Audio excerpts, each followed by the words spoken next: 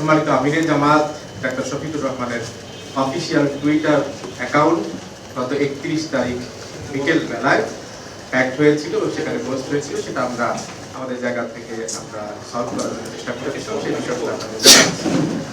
আমরা এটাও বলেছিলাম যে আমাদের অফিসিয়াল মেইল অ্যাড্রেস এর মাধ্যমে ম্যালওয়্যার এসেছিল bangabhavan.gov.bd, এটা একটা মেইল অ্যাড্রেস থেকে assistantprogrammer@bangabhavan.gov.bd সেখান থেকে, এবং সেটা থেকে আসার পরে শুধুমাত্র আমাদের এই অফিসিয়াল কেন্দ্রীয় যে অফিসিয়াল মেইলটা আছে শুধুমাত্র সেখানেই আসেনি, এর সাথে সাথে সিসিতে আরো বেশ কয়েকটি আইডি দেওয়া ছিল এবং এর সাথে সাথে সেপারেটলি ঢাকা মহানগরীর দক্ষিণের মেইলেও সেখানে এসেছিল। সো আমরা আরো জানতে পেরেছি আরো বেশ কিছু জায়গায় এই মেইলটা এসেছে এবং বিভিন্ন ডিভাইসের কন্ট্রোল তার নেওয়ার জন্য চেষ্টা করছে। সো অলরেডি অনেকগুলো ডিভাইস তাদের দ্বারা কন্ট্রোল হয়ে আছে। সো আমরা জানি না কতগুলো ডিভাইসকে তারা কন্ট্রোলে নিয়েছে, এটা আমরা সরকারের কাছে আজকে যেটা বলে এসেছি সেটা আরো আমরা প্রত্যাশা করতে চাই তারাই লিস্টটা দেওয়া দরকার যে কতগুলো ডিভাইস তারা কন্ট্রোল করছে অবৈধভাবে ইনট্রুডার হিসাবে সেখানে। আজকে সেটাই ধারাবাহিকতায় আমরা দেখতে পারলাম যে সম্মানিত সেক্রেটারি জেনারেল মিয়া গোলাম পরোয়ার সাহেবের যে টুইটার অ্যাকাউন্ট সেটার মধ্যে তারা একটি অনাকাঙ্ক্ষিত পোস্ট করেছে। আমিরে জামাতের ওখান থেকে অ্যাকাউন্ট থেকে যে পোস্টটা করেছিল সেটারই একটা নিজের মতো করে ব্যাখ্যা করে, আমরা এই 2-3 দিন ধরে যেভাবে বলে আসছি সে কথাগুলো আমাদের ছিল না, কিন্তু সেটা একটা নিজের মতো করে ব্যাখ্যা দাঁড় করে তারা এখানে পোস্ট করেছে। রাত 8:31 তারা একটি পোস্ট করেছে এই অনাকাঙ্ক্ষিত পোস্টটি, এবং আমরা এটা 9:30-9:30 দিকে আমরা বুঝতে পেরেছি এরকম একটা পোস্ট এখানে এসছে, এবং আমরা ইমিডিয়েটলি অ্যাকশন নেওয়ার মধ্যে 9:30 সময় আমরা সেটাকে ডিলিট করেছি এবং একই সাথে আমরা সেটাকে সেখান থেকে অ্যানাউন্সমেন্ট দিয়েছি 11টার পর। সো সেই জিনিসটি আপনাদেরকে আজকে বলার জন্য আমরা এখানে ডেকেছি, অনুরোধ করেছি আসার জন্য যে এই পোস্ট যেটা দেওয়া হয়েছিল আজকে সেটা আমাদের কোনো কথা নয়, আমাদের কোনো বক্তব্য নয়।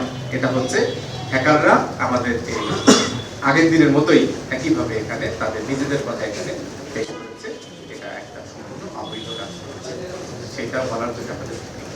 এবং আরেকটা জিনিস উনি যেটা উল্লেখ করেছিলেন আমি রিপিট করতে চাই, সেটা হচ্ছে আমরা যেই ল্যাব রিপোর্ট আগের ইনসিডেন্টসের ক্ষেত্রে ল্যাব রিপোর্ট কালেক্ট করেছিলাম, সেটারে আরেকটা ল্যাব রিপোর্ট আমরা deep forensic analysis report collect করেছি, এবং সেটার মধ্যে থেকে আমরা দেখতে পেরেছি সেটা হচ্ছে প্রথম অরিজিন মেইল বক্স, এটা হচ্ছে এখানে bcc.gov.bd সেখান থেকে ইয়ে করা ইন্ট্রোডিউস হয়েছে, এবং সেখানে এই যে একটু আগে যেটা বলেছিলাম যে bangabhavan.gov.bd সেটা মানে সার্ভার আসলে এইখানে রাখা, বিসিসি রাখা, সো সেখান দিয়েই আসলে এসে আমরা এবারে একটা প্রমাণ পেলাম, এবং সেটার মধ্যে দিয়ে ঘুরে বিভিন্ন পর্যায়ে দিয়ে এসে ফাইনালি রিসিপিয়েন্টের এখানে এসেছে। সো এবং একই সাথে ওই যে ম্যালওয়্যারটা, সেই ম্যালওয়্যারটা আমরা আরো অ্যানালাইসিসের মধ্যে দিয়ে পেয়েছি, সেই ম্যালওয়্যারটা originated from neighbouring country India, অর্থাৎ সেই ম্যালওয়্যারটা তারা ইন্ট্রোডিউস করেছে এবং সেটাকে পরবর্তীতে আমাদের দেশের মধ্যে এইভাবে যেটা বললাম সেগুলো করে আমাদের এই ডিভাইসের মধ্যে। সো এটা নিন্দা জানাই আমরা, এবং আমরা বলে দিতে চাই যে এই সমস্ত কাজ করে আসলে আমাদের বাংলাদেশ জামাত ইসলামীর যেই জনপ্রিয়তা তৈরি হয়েছে সেটাকে আমরা স্পষ্ট করে বলতে চাই, বাংলাদেশ জামাত ইসলামী নারীদের সম্মান, নারীদের নিরাপত্তা, নারীদের ক্ষমতায়নের ব্যাপারে বিশ্বাস। তো সেই হিসেবে আমরা এগুলো স্পষ্ট করেছি, সেটা ভুলভাল ব্যাখ্যা করে সেই ব্যাখ্যাগুলোকে জামাত ইসলামের উপর চাপানো এটা কোনোভাবেই সমীচীন নয়। এটা দেশের মানুষ বুঝে, দেশের আম জনতা বুঝে গেছে, তাদের এই অপপ্রয়াসগুলোকে মানুষ আমলে নেবে না, এবং অপপ্রয়াসগুলা আশা করছি ইনশাআল্লাহ এটা ধোপে টিকবে। আমরা কারা করেছে সেই বিষয়টা তো বলেছি, আমাদের যে মেইলটা এসেছিল সেটা হচ্ছে বঙ্গভবনের একটি অফিসিয়াল মেইল, এটা আমি করেছি।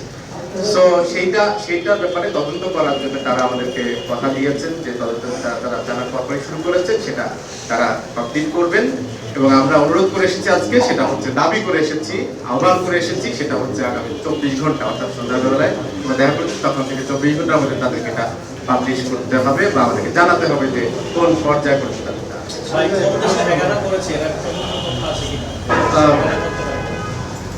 হ্যাকাররা তো আমরা এখন পর্যন্ত যা বুঝছি তাকে ওই মেইলের হোল্ডারকে আমরা দোষারোপ করতে পারি। তো বাকিটা দায়িত্ব হচ্ছে সরকারের এই বিষয়টাকে। সোশ্যাল মিডিয়া অনেক প্রশ্ন উঠতেছে পরপর অ্যাটাকিং হচ্ছে সোশ্যাল মিডিয়ায়। এত বড় একটা সংগঠন, আপনারা স্বপ্ন দেখছেন ক্ষমতায় যাওয়ার, এই মুহূর্তে যদি আপনারা এই সোশ্যাল মিডিয়া হ্যান্ডেল করতে না পারেন, বাংলাদেশের সাইবার সিকিউরিটি যে প্রশ্ন সেটা আপনারা কিভাবে কন্ট্রোল করবেন? ধন্যবাদ। আমাদের আপনারা দেখছেন যে অ্যাটাকটা হয়েছে কোন জায়গা থেকে এতক্ষণ বললাম। তো আমাদের উপরে যে এই অ্যাটাক, সেটাকে আমরা ইতিমধ্যেই অল্প সময়ের মধ্যে সেটাকে থামাতে পেরেছি। অল্প সময়ের মধ্যে সেটা আমরা আমাদের আইডেন্টিফাই করতে পেরেছি, আমাদের কন্ট্রোলে নিয়েছি। সো ইনভেস্টিগেট করেছি এবং ইতিমধ্যে কি অবস্থায় এসে সেটা আমরা জানি। সেটা আমাদের সক্ষমতার একটা প্রমাণ দেয়।